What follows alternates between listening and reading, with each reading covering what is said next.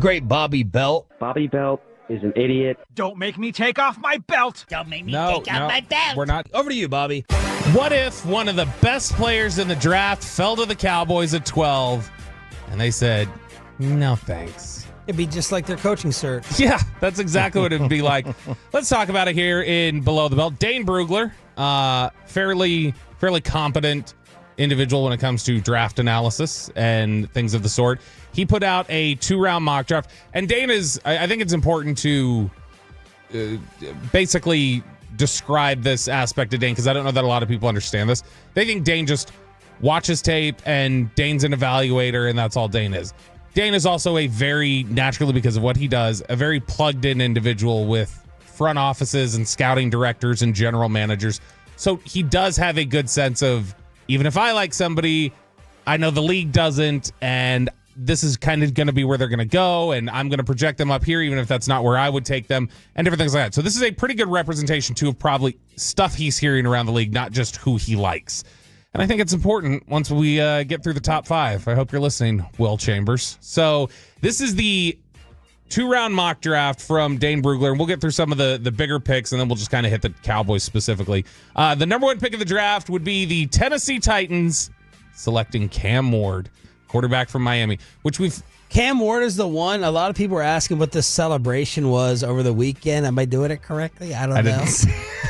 What is that? Is it like a sock? Peyton, are you? No, he puts it up to his nose and he waves it like this, like on the fan. I don't know what it is, but he does it. Is it the? Yeah. Oh, it's the Little Rascals. Okay, it's the Little Rascals wave. That's what that Little is. Right? Rascals, like from when I don't we were think kids? Cam Ward is doing a 1950s. No, the TV the 1990s movie. Like that movie, like that one, they do that. Yeah, they do Spanky and them. They do that wave. If that's what he's doing, okay, I don't know. But I mean, that's what I know it from. That was Little Rascals. But not the 1930s, the 50s. That's even generous. The Cam Ward Selly. I don't know if that's celebration. By the way, I hate Selly I hate that people are calling celebrations Sellies now. It's on the Selly. Someone with street cred and cool. Let us know. Yeah, give us a shout. So Cam Ward to the Tennessee Titans as the number 1 pick, not Shedeur Sanders. And when you go down the list, it's going to be a little while before Shedeur Sanders. I think this is setting up for potentially a Kenny Pickett draft, or where you get like maybe one of these quarterbacks goes really high and then somebody drops, or maybe neither of the quarterbacks gets taken as high as you initially think. And then we're kind of sitting around going, all right, where's the quarterback coming from? Because number 2, Cleveland Browns, Abdul Carter. And if there's an organization where Dane's going to have a good sense of things, it's also going to be the Browns. That's an organization that he's been really tied to. No quarterback. No quarterback for the Cleveland Browns. And he even mentions it here. It's likely Deshaun Watson has played his final snap for the Cleveland Browns. So quarterback could be in play here. But he said instead they go with Abdul Carter, who he thinks they look at as that's how our defense is, or how our offense is going to be able to block Myles Garrett and Abdul Carter from Penn State, which everybody saw him in the playoffs. He's ridiculous the way he gets to the quarterback. I mean, cool. Go ahead. Like that's a poverty franchise. Mm-hmm. They don't have a quarterback, and if you don't have a quarterback, your only job is to find one. Who would you draft? You would draft Shedeur. Shedeur, I guess. Just cause. Yeah. Instead of getting absolutely. If I tell you there are going to be 40 players in this draft better than him, you can't. Can't. That's the thing. You can't. The likelihood is, I can tell you that there are going to be at least, most teams feel like the likelihood is there are 30 players. Most teams are really bad at this. And that's not accurate.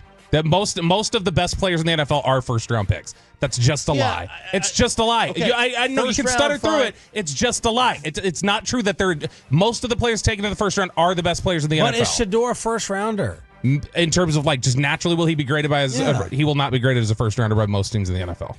He may be taken there. He won't be graded that way. Okay.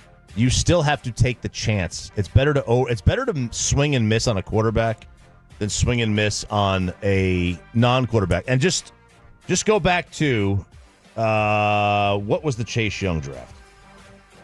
Let me look at 2000 or 2019. All right, I'm gonna look. So let's go back 2020 or 2020. All right, so let's go back to the 2020 draft. The Commanders take Chase Young. Right? They take Chase Young with, the second pick in the draft. Herbert and Tua are on the board. Chase Young was the can't-miss player of the draft. Everybody agreed on that. He was the can't-miss player. Guess what? He missed. He got hurt. He was not a bad player. He got hurt. Okay, but still, he missed. But not because Jeff Okudah was the third pick. Because of his talent. The evaluation was not a miss. The evaluation was he was a good player who got hurt. You evaluate play. Yeah, your evaluation can be wrong. And they evaluated him as better than Justin Herbert. And that's why they took him over Justin Herbert. And it was the wrong decision. And now again, the other issue with what they went through was you had at that time, who was their quarterback in 19? Smith, probably. I'm trying to remember who their quarterback was there. No, it was that they drafted Dwayne Haskins the year before. They had already taken a guy who was the first round quarterback. So they did take a gamble. Number 3 pick in the draft in this situation would be the New York Giants taking Travis Hunter. They walk away with the best player in the draft in this situation, and likely going to be, as Dane said, everybody he's reached out to. And you would say the same thing to them, right, Choppy? I don't want to start another fight here, but if you were the Giants, you're taking Shador if Cleveland passes. Yeah, again, I'm taking him. What are you going to do? What good is Travis Hunter?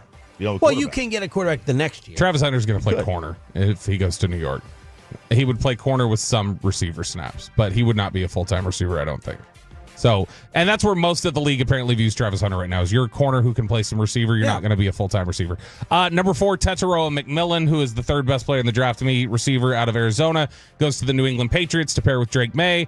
Number 5, the Jacksonville Jaguars take Will Johnson, the cornerback from Michigan, who a lot of people really high. Broadus is not. Broadus has him graded as a second-round player. He doesn't think he's as good as everybody else does. And where does he have Hunter? He has Hunter as a receiver. He thinks that Travis Hunter's a receiver, and I think he's right near the top of his best player in the draft, if not his best player. I know he's his best receiver. I thought you said he wasn't as high on Hunter, that he didn't deserve to be on that all-college team. No, Hunter, he doesn't think Hunter's a great corner. Yeah. He thinks Hunter is a great receiver. Okay. So he would actually flip them from the rest of the league. And then number 6, the Las Vegas Raiders get one Shador Sanders, quarterback, Colorado. And he said there are a ton of mixed opinions in the league about Sanders. It'll be interesting to see how or if that changes throughout the draft process once coaches get involved. But with Mark Davis and Tom Brady heavily influencing this pick, I'm not sure the Raiders could pass on Sanders, although hopefully the new head coach and general manager will have a say in that decision. So then we go down the list. A couple other teams get there. Jets, Panthers. They take Mason Graham from Michigan, defensive tackle, who, by the way, I think there's a decent chance that a Michigan defensive tackle ends up here in Dallas. Oh, boy. It's not impossible. Boy. And I think at that high? At 12, yeah. Either if Mason Graham fell to them, that would be a fall. Mason Graham would definitely be near the top. And then I think Kenneth Grant from Michigan, the other defensive tackle, he would also be in contention there, which I saw. I don't think I've ever seen a big man move as fast as I saw Kenneth Grant from Michigan run when he was doing 40 training last week when I was out there. That's why I was out at Exos on Monday. With the freak y'all told me Mozzie was. Oh, it's I need to film him running the 40 and show you, because it's going to stun you. I'll be there in Indy. There you go. Exactly. During his training, though, it's stunning to see a big guy move as fast as he does. You get down the list a little bit, and when you get to number 12 and the Dallas Cowboys, this is from Dane Brugler.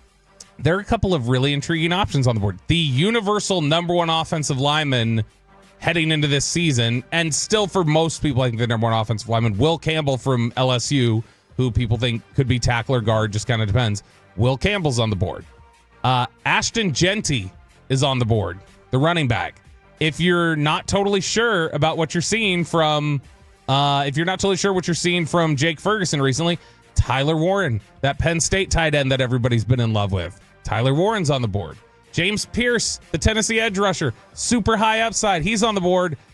Cowboys pass on all of them, including Ashton Genty, the local kid. And the Cowboys go with Luther Burden III, wide receiver from Missouri in this situation. He says the Cowboys have to find more answers in the passing game outside of CeeDee Lamb. Burden is an explosive threat at all three levels, but does his best work with the ball in his hands, becoming a running back after the catch. And this is what's terrifying to me about how the Cowboys might look at things, is that Burden, I think, is absolutely going to be in play here. And I like Luther Burden. I think he's a good player. The problem is that whenever you're telling me the top trait of any receiver coming out of college is look what they do after the catch, I'm always like, that has not consistently translated enough for me from college to the NFL to feel like, oh, you get the ball in his hands, he'll do something. Yeah. Tavon Austin. Peter Warwick. Even who was it? Gosh, I cannot remember who it was last year. The Western Michigan receiver there was a guy like that. Was CeeDee not thought like he had that? CeeDee was supposed to be similar, and I don't think CeeDee is the big after the catch guy that he was supposed to be. But that was supposed to be his top trait was, you get the ball in his hands and he'll just do something. The guys got bad tacklers in college. Debo Samuel and athletes just aren't the same as what you are at that level. Debo Samuel is one of the only ones who you've said that's an after the catch guy who when he got to the NFL became that. Yeah. I mean, so when you get guys like that who it's like, the physicality, how are you going to bring them down? They're so good in space. That's an issue. And that would be with Genty left on the board. And recently, once again, he talked about maybe wanting to come back home. I would love to play for the Cowboys. It'd be like a dream come true. Obviously, I used to play in their practice stadium in all our home games in high school. Even my freshman year, when we came down here for the Frisco Bowl, we practiced in there again. So it would just feel like I'm at home, honestly. And, I ain't going to say too much, but, Dallas, they've always had a good running back. And when they got a good running back, they play a lot better. You know what I'm saying? Look at that. And the Cowboys in this 2-round mock draft, they get a pretty good running back. And do you feel any better about the setup of saying, go get a receiver, a weapon pair where Dane Brugler in the second round gives them Travion Henderson, the running back from Ohio State? Is that if I tell you? I mean, I'm fine with Rico right now. Now, you may be terrified of him staying healthy, but you got to tell me someone's got Bijan traits in order to make me take one that early now. Even in the second round? Yes. With Travion Henderson? So I don't know Travion Henderson's game. So I believe Scatterboo, baby. Hell no. Not in the second. He'd be like fourth or fifth. No, not in fourth. You would be signing Scatterboo. I got Hunter Lipke already. Yeah, Hunter Lipke. He'll go undrafted. He won't go undrafted. Yes, he will. Here's the thing. So if you were to actually take, I'm telling you, what you got to learn is to punish him with bets when he does this. All right, but in general, I'm not punished with the draft. My calls have been generally pretty correct in terms of where guys are going to go. Okay, I think I've seen him like top 140. People are stupid, yeah. So if you look at where they would be drafting Travion Henderson, he might be making $1.5 million, $2 million a year on average, is what his contract would be. Re-signing Rico Dowdle might be 5 or 6. Yeah. Okay. Draft the next guy. Draft the next guy. Leave it for the next back.